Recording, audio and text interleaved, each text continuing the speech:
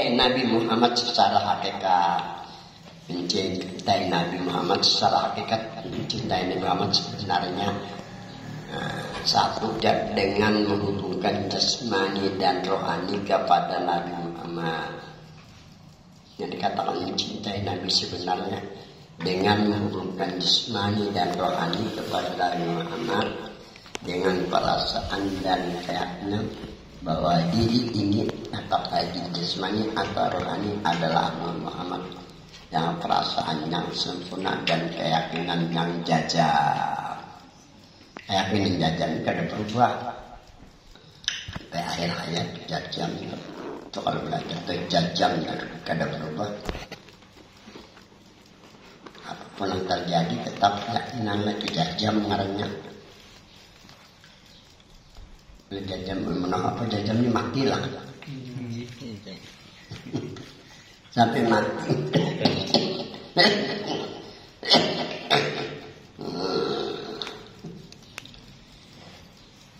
Itu Nabi sebenarnya lah, bukanlah diri jasmani rohani kepada Nabi Muhammad SAW. Dua, dengan tahqiq dan tamkin, artinya benar-benar yakin pada perasaan bahwa jasmani dan rohani adalah Muhammad. Ini dikatakan mencintai pada hakikat Muhammad Tuhan. Kalau pada syariat nama Nabi Wejan Jirabil Hakikati Anna Muhammad jatuh syarifah, apabila dipandang pada hakikat, dipandang pada sebenarnya bahwa Muhammad itu dirinya kita namanya. Jadi tergantung kita mentafsirkan. Kalau kita artikan Muhammad nama Nabi selawat, kalau kita artikan Muhammad diri Nabi namanya, itu lebih dari selawat itu. Masalahnya tahqiqnya, keyakinan, rasakan dan tamkin tetap terus meneruslah dari ujung kepala hingga ujung kaki, dan dengan tamkin artinya tetap istiqamah hingga akhir hayat. Ini katakan mencintai Nabi secara hakikatlah.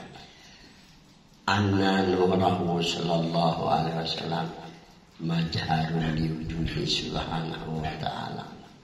Jadi menurut Jasman Ahmadani lah, anna nurahu sallallahu alaihi wasallam majharun li wujudi subhanahu wa ta'ala, artinya bahwasanya Nur Muhammad adalah kenyataan adanya diri zat yang maha suci lagi maha tinggi.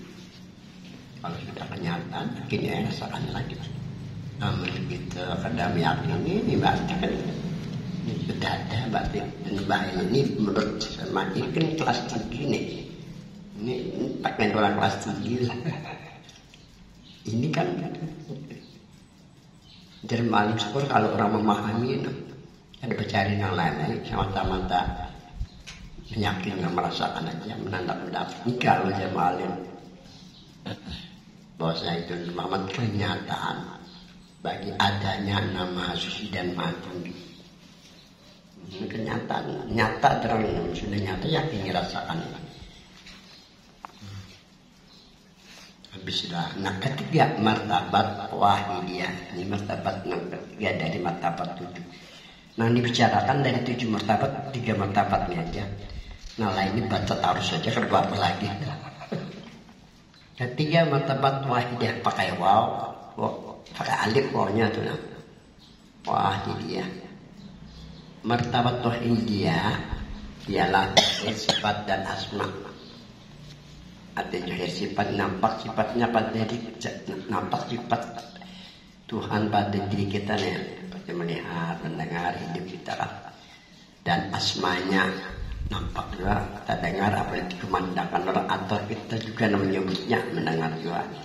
Sebagaimana juga pada martabat ahadiyah dan wahdah, sama juga martabat ahadiyah kita mendengar juga, nampak juga sifatnya. Masuk martabat wahdah sama juga, nampak sifatnya, nampak juga semuanya. Pada martabat wahidiyah ini ditambah dengan tafsir, artinya disebut asma Allah itu satu persatu dengan menyebut nama-nama Tuhan atau dijadikan zikir asma tersebut. Demikian juga sifat-sifat Allah dimusyahadakan satu persatu. Musyahadatul asma, musyahadatul sifat lah. Atau dipandang dengan yakin bahwa sifat-sifat Allah adalah sifat Tuhan yang sebenarnya. Pada martabat wahidiyah ini tetap bahwa jasmani dan rohani adalah Nur Muhammad. Ini ada yang kata melalui Nur Muhammad langsung aja ada tuh. Ada banyak ini yang aku bandar buat di sini karena malu syukur menyuruhkan itu. Berjangan terlepas benar-benar karena sebenarnya di sini memang ada mohon dari Tuhan Dinan. Itu yang terlepas itu. Nang kadang mempelajari hilang masalah Nur Muhammad ini langsung aja. Nah langsung ini bisa berbahaya tuh jadinya.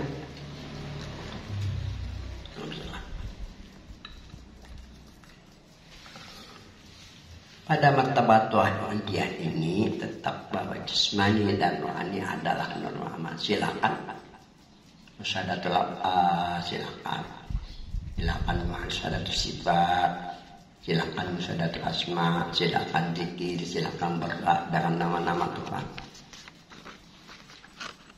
Saya berarti Nur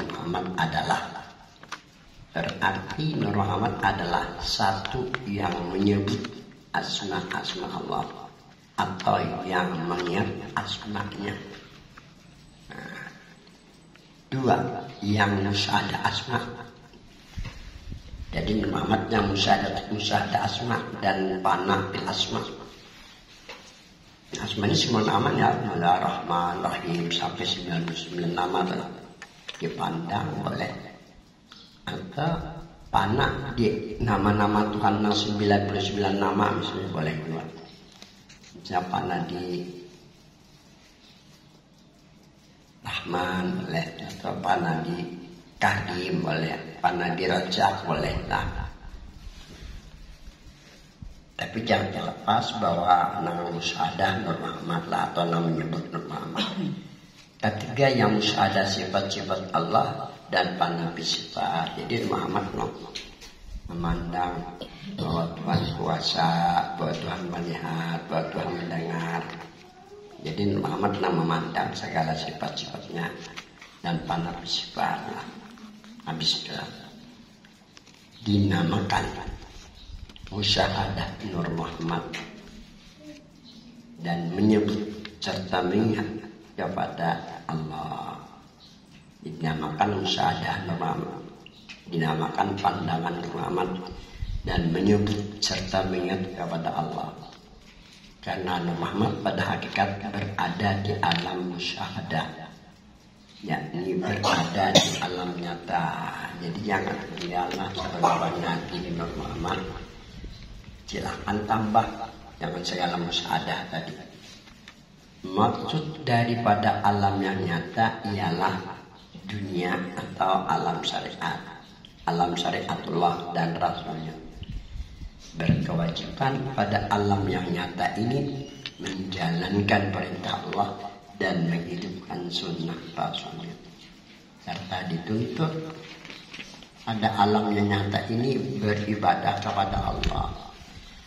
Martabat ahadiyah, wahdah dan wahidiyah ini qadim. Nah, jadi yang diartikan qadim hakiki lah. Qadim majazi lawan qadim tughawi lah. Artinya dikekalkan adanya nanti. Nah boleh jadi meninggal awal tetap utuh. Nah bisa qadim juga ngademnya. Keempat, martabat alam arwah. Martabat alam arwah, alam segala ruh. Nah termasuk ruh kita dinamakan dengan alam ruh atau rohani. Ini lebih dahulu daripada jasmani. Sebelum berbentuk ruh itu suci. Sebelum berbentuk ruh itu suci daripada bersujud. Sunyi salah sebetulnya sunyi itu nah. sebelum berbentuk roh itu suci daripada bersusun. Karena kayak anak Adam kan bentuk roh kayak diri kita nih juga, tapi sebelumnya sunyi daripada bersusun. Kadang kayak anak ada setelah dijadikan ada atau manusia, nah berbentuk roh sebagai diri kita nih juga lah. Maksudnya tidak seperti jasmani, seperti berkepala, asalnya ada, bermata, ada, bertelinga, berhidung, ada, bermulut, ada juga bertangan kaki, berkurus ada, berkaki juga ada. Setelah dijadikan manusia, diletakkanlah itu rohani pada jasmani manusia ke alam lahir, maka berbentuklah seumpama bentuk jasmani sama. Sepanjang hidup tak beruntung kayak jasmani Pak. Mana ada kaitannya di rambut, nah di ujung kuku. Pokoknya bila ditato pada sakit sudah ada kaitannya lagi tuh. Namanya ada kaitannya begini sakit nato ada kaitannya dengan itu. Makanya enggak ada gampang sakit, gampang berlain. Ada juga lepas dari kesakitan juga kan. Habis itu ada pun yang dihitap oleh Tuhan ialah alam arwah pada firman Allah subhanahu. Jadi yang dihitap itu pendirim itu alam arwah pada ayat Allah subhanahu. Qalu bala syahidna, artinya wahai arwah, wahai segala roh, apakah aku bukan Tuhanmu? Menjawab arwah, na'am ya Allah, ya dari alam arwah nang sebelum diletakkan pada diri manusia nih, itu dikaitan oleh Tuhan. Hai roh, apakah aku bukan Tuhanmu? Semua menjawab ya. Tapi setelah dilahirkan dunia lagi cerita ada nang ingatan perjanjian pertama, ada nang kada ingat. Ya nak bisa menolak lah. Kalau bala syahidna, artinya wahai arwah, apakah aku bukan Tuhanmu? Menjawab arwah, na'am ya Allah, engkau adalah Tuhan kami membenarkan dan menyaksikan. Sebenarnya alam arwah ini kembali ke asal segala ruh, yaitu Nabi Muhammad Sallallahu Alaihi Wasallam. Jadi alam arwah ini kembali kepada Nur Muhammad juga lah. Sabda Nabi Muhammad SAW, anak Abul Arwah Adamu Abu Basar, artinya aku adalah bapak segala ruh dan Nabi Adam bapak segala manusia. Pada roh ini iman. Jadi sepanjang roh ada iman, keyakinan, perasaan dan fungsinya akal berpikir. Yang bila bisa antara roh dan jasmani lah. Nah, akal ini kan fungsi juga lagi. Nah, ini dikatakan alam arwah, alam yang keempat ini martabat yang keempat, jadi martabat 7 lah. Nah, kelima martabat alam misal. Alam misal, martabat alam misal ini ialah bahwa manusia kadang bermimpi, mimpi baik dan buruk, bisa juga dikatakan khayal. Manusia menerima hal tersebut, mimpi buruk baiklah atau khayal. Alam misal ini tidak ada barangnya. Mimpi banyak udah sekali bangun. Itu ada kenyataannya dan bentuknya. Ada alam misal ini ada yang berfaedah dan ada juga yang menjadi khayal belaka. Alam misal artinya karena martabat alam ansar, alam jasad nih. Martabat alam ansar ialah dijadikan berupa dan kasar. Kita nanya alam ansar artinya alam jasad berupa dan kasar dan dapat diraba serta menerima bagian. Bisa sedih, bisa senang, bisa gembira, bisa kecewa lah. seperti manusia punya anggota badan, menerima suka dan duka, gembira dan sedih, sakit dan sehat, keras dan lembutlah, ajsad artinya badan. Ini memerlukan makanan dan minuman dan memerlukan pergaulan hidup. Dan ini keenam dari martabat lah. 7 martabat insan.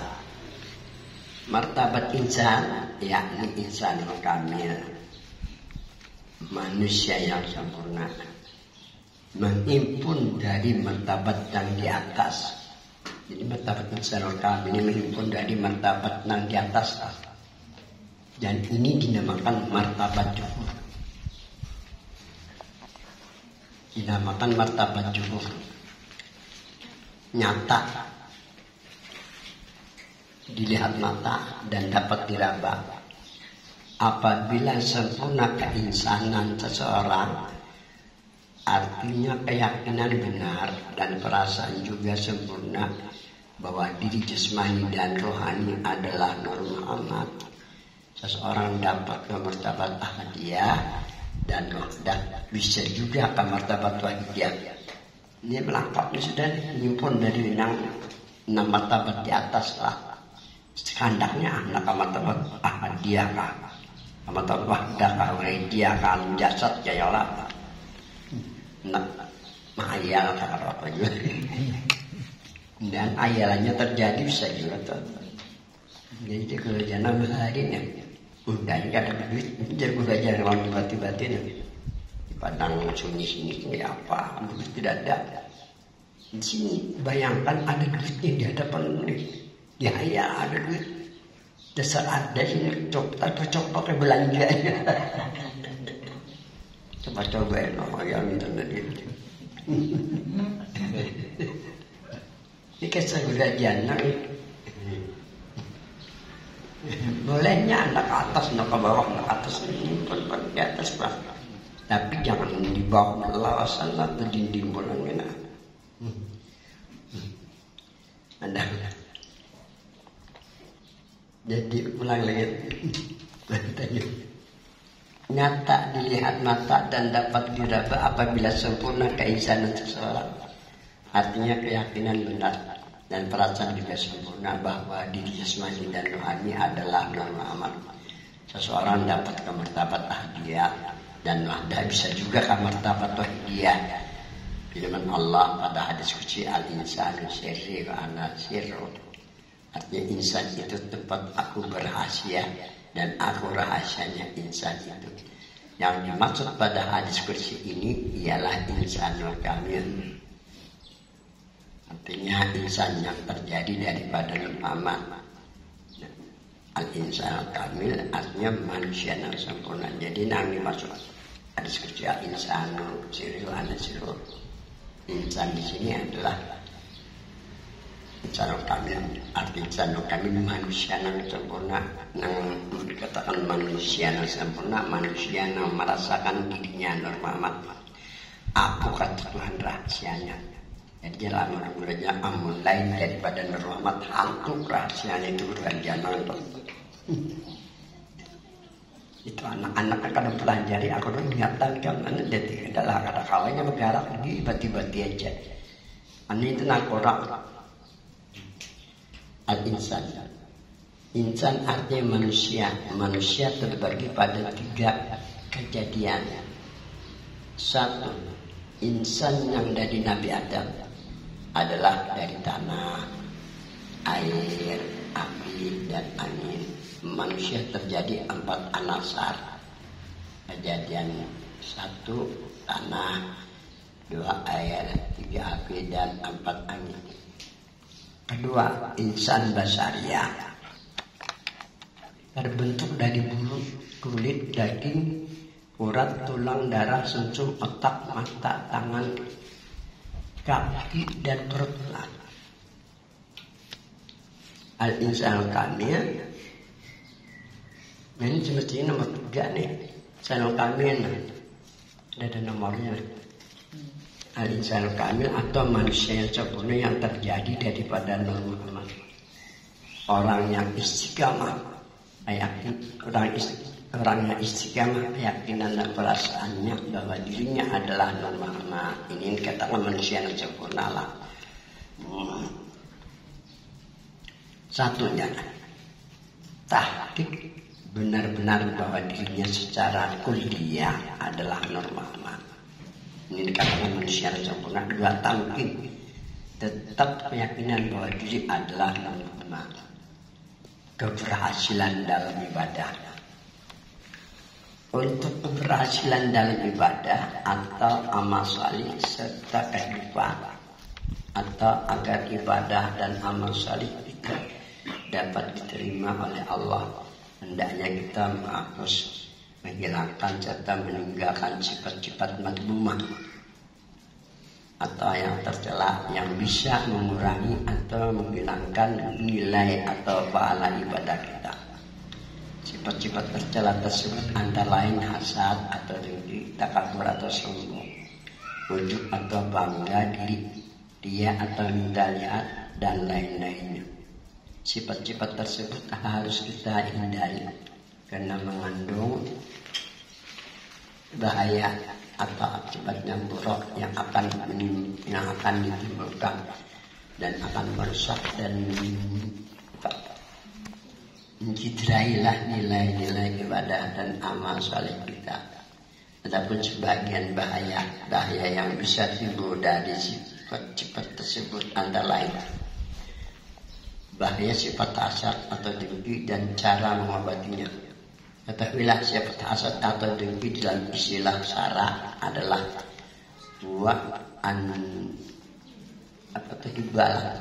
jawalan nikmati min ghairika au tuhibbu nuzulal musibah.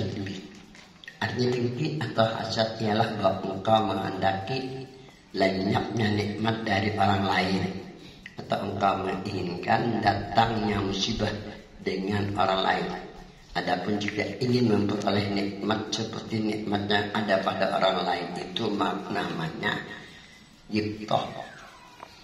Maka ini tidak haram, bahkan kadang-kadang wajib seperti ghibthah dalam soal keimanan dan segala amal wajib dan sunat seperti segala yang mubah atau haruslah. Rasulullah bersabda, iyyakum wal hasada fa innal hasada ya'kul hasanat kama ta'kulun naru al hatab. Artinya, jauhilah diri kalian dari sifat dengki, karena kedengkian itu memakan kebaikan bagaimana api memakan kayu bakarlah. Rasulullah SAW bersabda, la yastabiu bi abdin al-iman wal hasad. Artinya tidak berkumpul dalam rongga badan seseorang hamba iman dan sifat dengki. Ini adalah sesuatu peringatan yang sangat keras. Maka perhatikanlah sabda Rasulullah SAW, la tahasadu wa la tadabadu wa la tadabaru al-hadis.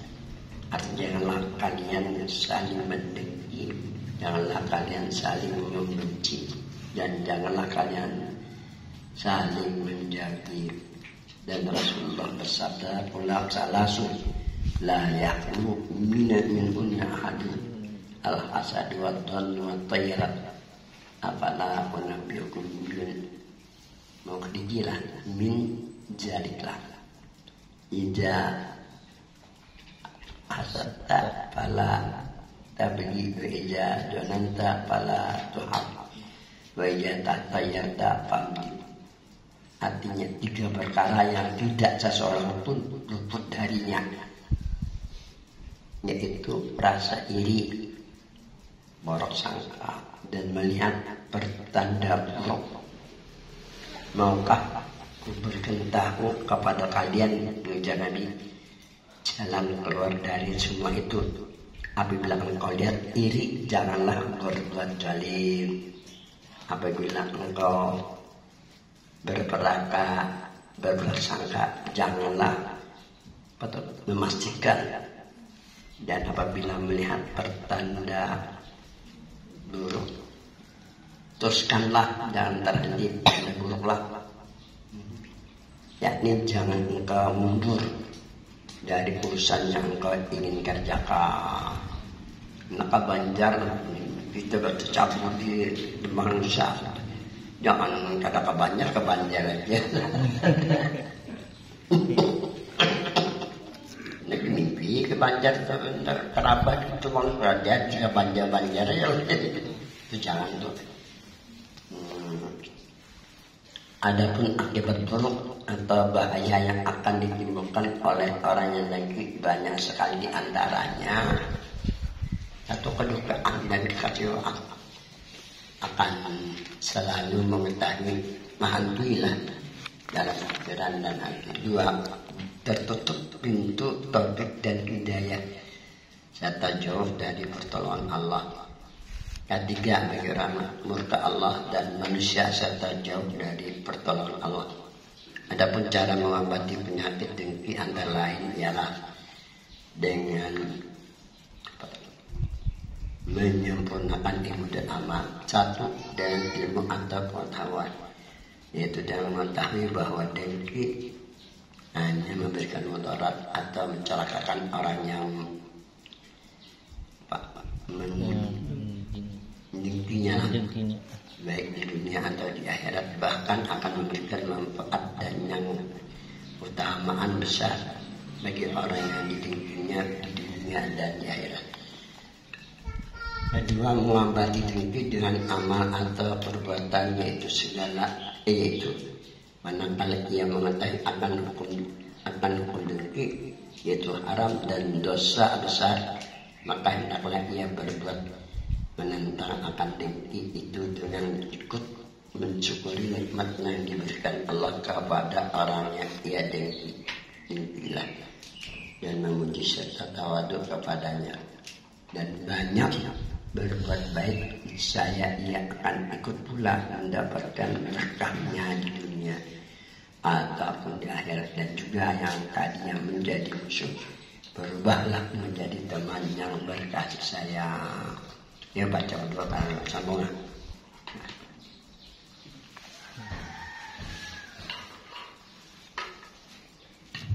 Bismillahirrahmanirrahim. Kalau Allah nafa'ana bima syaddaranya.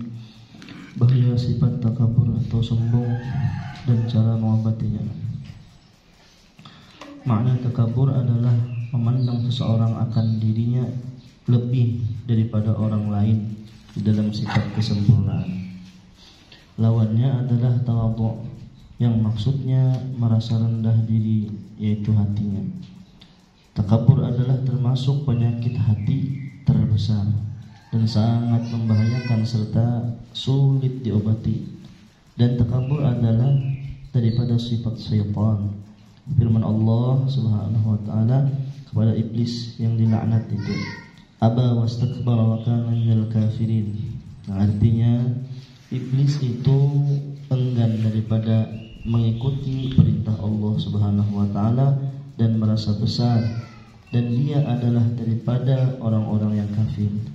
Berarti dia mau tersiksa kekal di dalam neraka akibat sifat takaburnya. Kemudian kalau hati sudah bersifat takabur, niscaya mudahlah timbulnya perbuatan-perbuatan wahir yang tercela, seperti ingin meninggikan diri di majlis atau di tengah-tengah orang banyak, didahulukan di jalan, memandang orang lain dengan pandangan yang merendahkan, juga mengingkari kebenaran dan lain-lain lagi dari segala perbuatan kotor dan tercela. Jadi jelas bahwa takabur merupakan sumber dari segala sifat tercela lainnya. Firman Allah, "Fabi'sa maswal mutakabbirin." Artinya, maka alangkah jahatnya tempat orang-orang yang bersifat takabur, yaitu neraka jahanam. Dan sabda Rasulullah sallallahu alaihi wasallam menceritakan ia daripada perkataan Allah, "Al-kibriya'u ridai wal azamatu izari faman naza'anil minhuma alqaituhu fi jahannam wala ubali." Artinya sifat ketinggian adalah selendangku dan kebesaranku adalah sarungku. Maka barang siapa yang